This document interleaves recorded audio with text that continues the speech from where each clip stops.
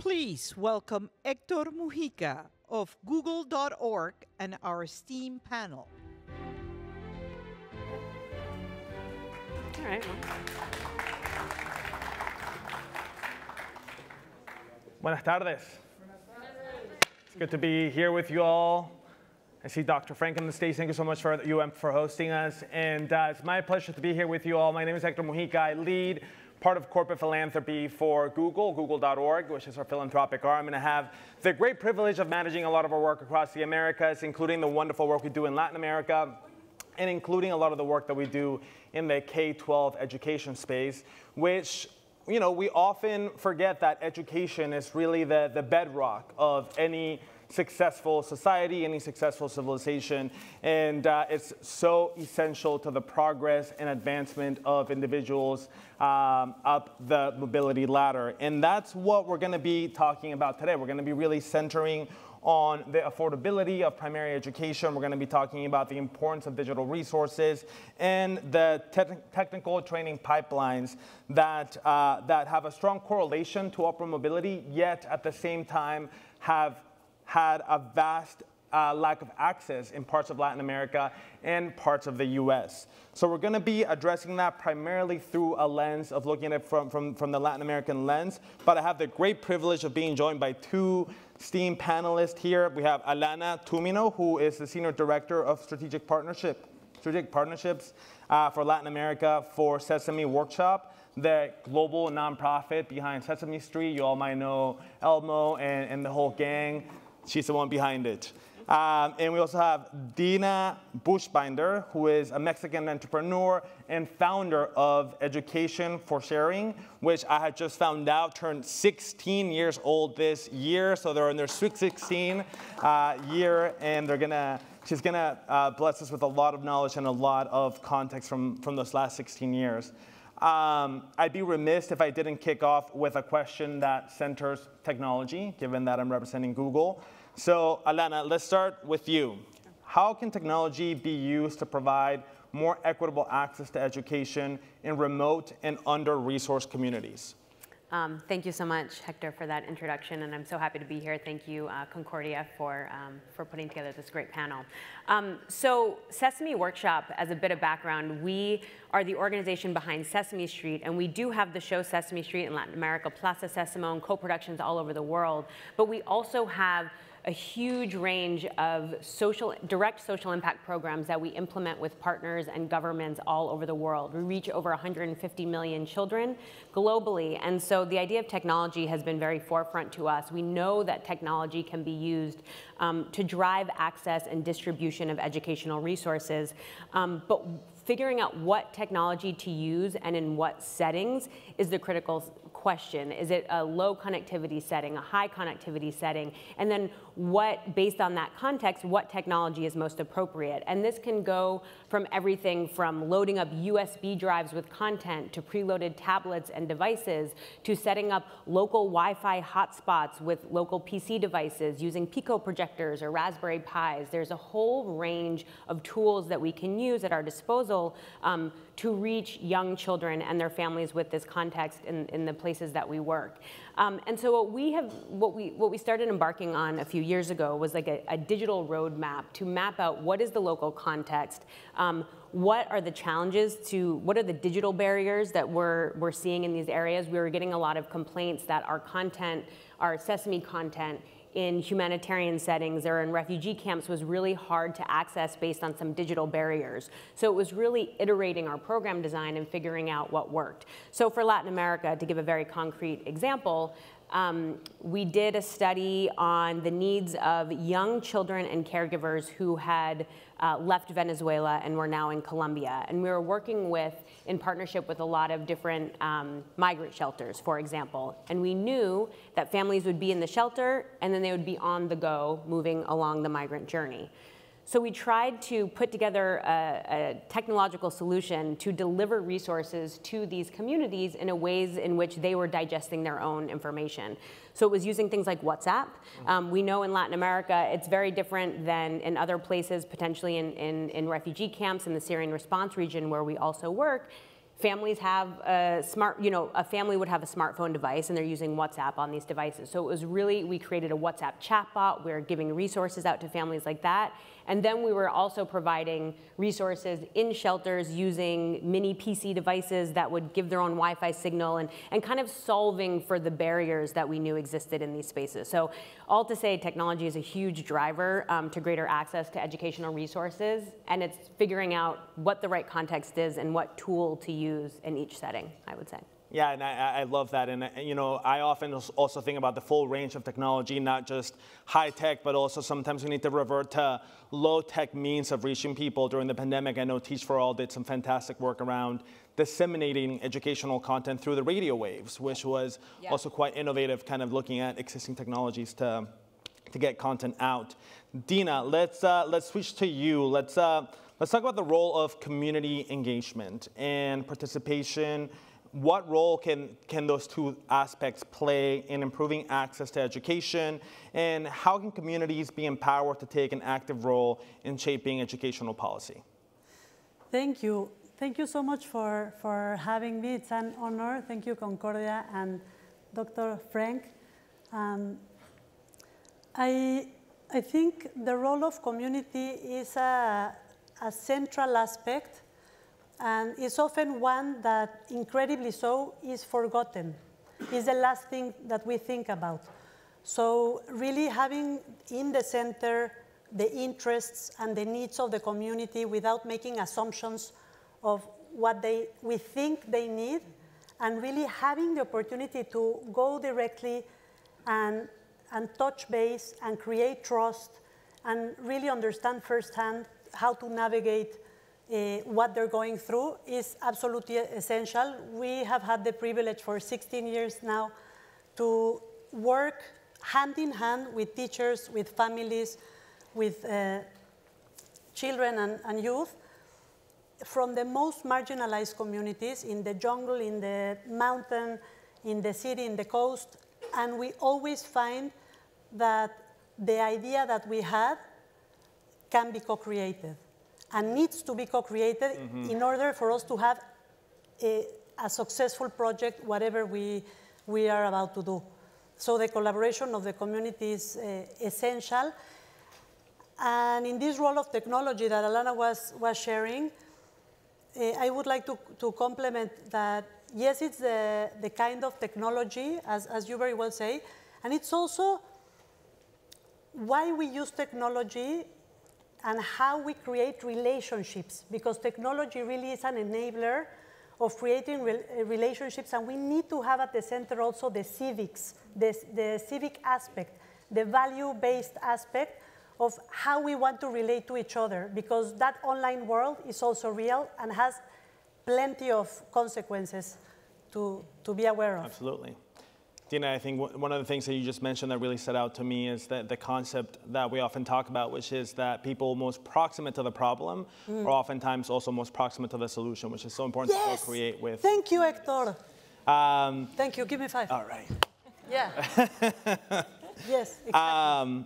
Alana, we are at Concordia. Concordia is really a flag bearer for public-private partnerships and the collaboration between public sector, private sector, nonprofit, civil society.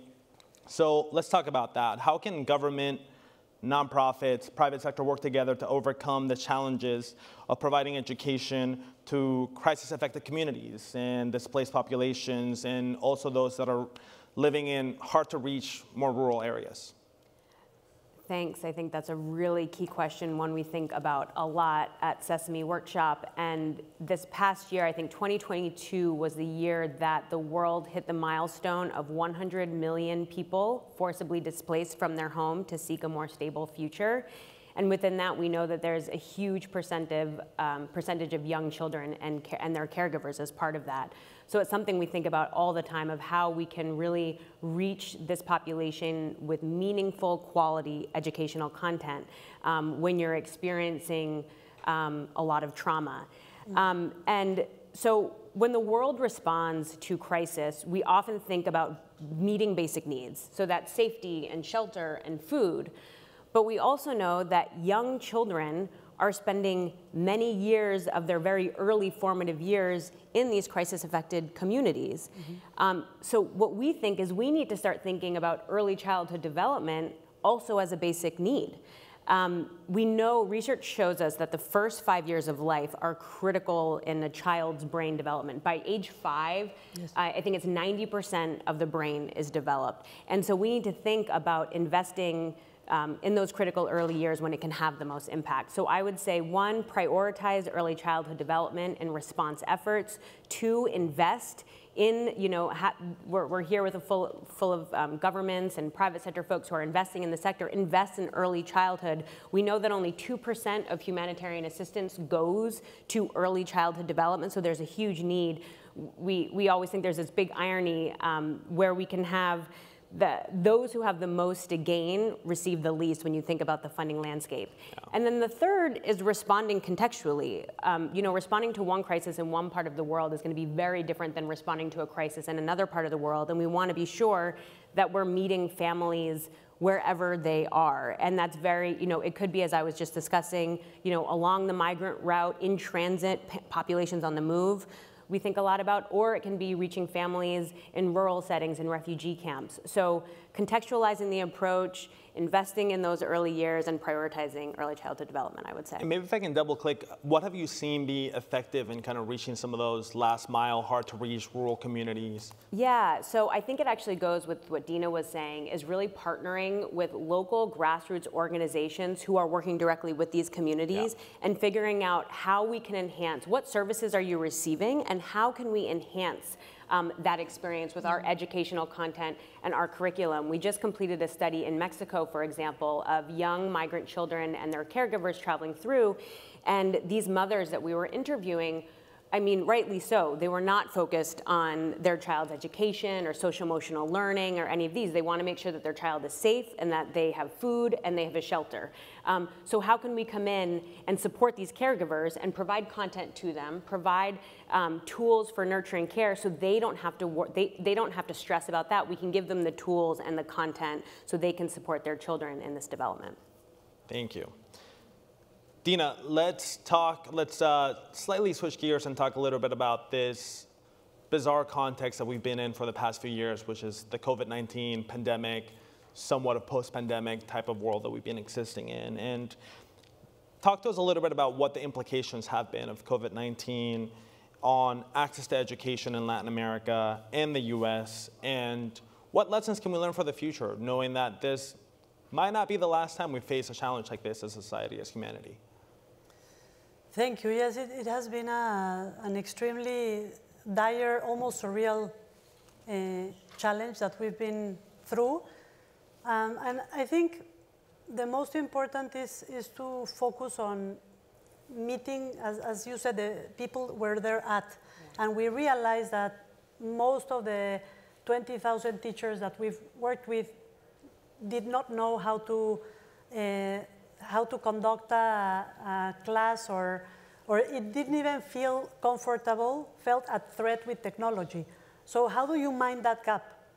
And how do you do that in a way that is human and that really brings out the best from such a circumstance? And so I think we still haven't grasped the full consequences of the pandemic.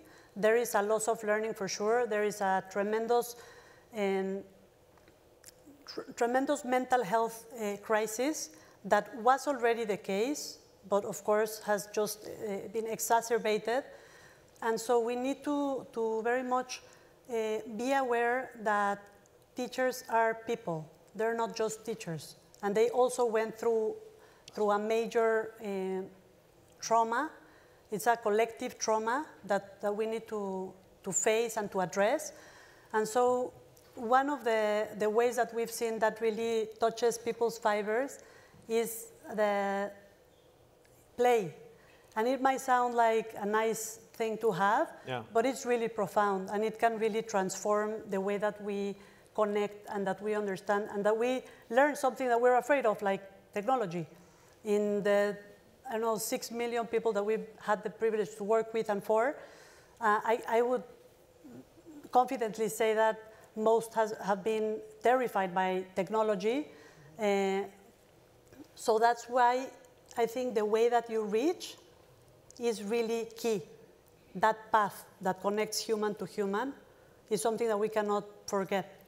And so in the education policies going forward, if governments are really serious about making this a priority, then they also need to prioritize, again, the relationships that can be formed through technology to rescue the loss of learning and to rescue the trauma that we've been through. That's right. Yeah, and I think one reflection there is, at the end of the day, I really see technology as both a tool and an amplifier in many ways, and it can both amplify the best in humanity and the worst, which is why it's so important that we're having that human-centered focus in all the work that we do in this space. Yeah.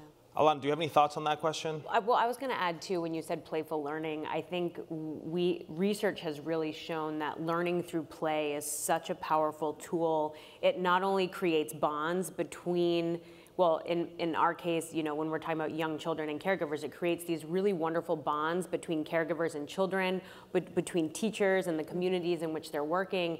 And learning through play, it brings joy as well. And so, when we have a lot of, similar programming in that sense, and when you bring in, especially the Muppets, and you have this curriculum that is focused on play, you're able to teach so many different teach in so many different lessons in so many different areas. You're touching on literacy, on numeracy, on social emotional learning, but it's through this power of play that you can really get that across. And we've seen that that's just a very powerful force and tool for learning. So I'm going to invite you both to leave the audience with some closing thoughts, call to actions, that last piece of wisdom to carry forward. And I think they're also dying to know which is your favorite Muppet from the Sesame Street. So I will invite you both to answer both of those questions. Dina, we can start with you. Well, the last question, favorite Muppet, is too difficult, so I'm going to have to think about it. Okay, you can sleep on that one. But the three things I was reflecting upon this very complex issue and multi-layered issue is, one, we need to really go full on with the partnerships between sectors. This is the only way forward if we're ever going to move a needle. Number two, we need to co-construct with communities to really take them into consideration, not because it would be nice, but because it's their right, and it's the only way to really have a successful approach. And third, I would very much leave this notion of, giving access to technology, there's no question about that, but really focus on what kind of relationships are we fostering, and how are we really giving an access to competing in this global arena as the best versions that kids can be. Thanks. Alana? Okay, so my favorite Muppet, I will go with Grover. It's in my email signature, so I had to choose that when I started at Sesame. Funny, silly, lovable Grover. So I'll stick with that. And I think some parting words, it goes back to the community engagement piece on one of the questions that we talked about. And I think to truly improve access to education, we really need to look holistically at a systems-wide approach where we're engaging children, parents, teachers, practitioners, heads of early childhood institutions, local policymakers, national policymakers. So working through all the different local governments to national governments on a policy level, and then on a very granular level, bringing those practices into the classroom. And so I think the more that we can coordinate our work across ministries of education, local ministries of education, that's when we can start really seeing change and having the sustainability of these programs long after a specific intervention is over. Excellent. Please join me in thanking Alana and Dina and Grover. And Grover. Thank you.